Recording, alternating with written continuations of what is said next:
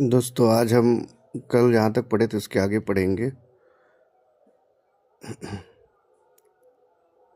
राजस्व के उनके सिद्धांत प्रतिष्ठा, शक्ति और न्याय के सिद्धांतों पर आधारित बलबन के बारे में ये शब्द कहे थे। जियाउल दीन बरनी ने दिल्ली ने सिजदा की परंपरा प्रारंभ किया था। बलबन जो है सिजदा प्रारंभ किया था। चालीसा ग्रुप की शक्तियों को तोड़ा। बलबन ने चालीसा ग्रुप का जो शक्ति था उसको बलबन तोड़ दिया था। बाजार नियंत्रण के लिए प्रसिद्ध सुल्तान अलाउद्दीन खिलजी। बाजार नियंत्रण का सबसे अच्छा जो नॉलेज था वो अलाउद्दीन खिलजी को था। खिलजी वंश का संस्थापक जलालुद्दीन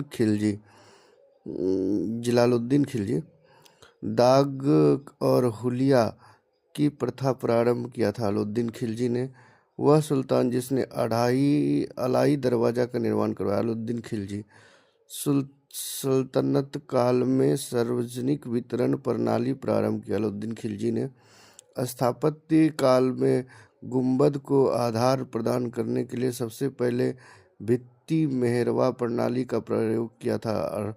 अलाई दरवाजा में वह सुल्तान जिसने जमीन में फसल की नपाई का आधा राजस्व के रूप में दावा किया। अलाउद्दीन खिलजी पद्मिनी घटना जुड़ी अलाउद्दीन खिलजी से। अलाउद्दीन खिलजी के आक्रमण के समय चित्तौड़ का शासक राणा रतन सिंह बारहमासा की रचना मोहम्मद मलिक जैसी। बारहमासा का मोहम्मद मलिक जैसी। रानी पद्मिनी का नाम अलाउद्दीन चित्तौड़ से जोड़ा जाता है। उनके पति का नाम है राणा रतन सिंह।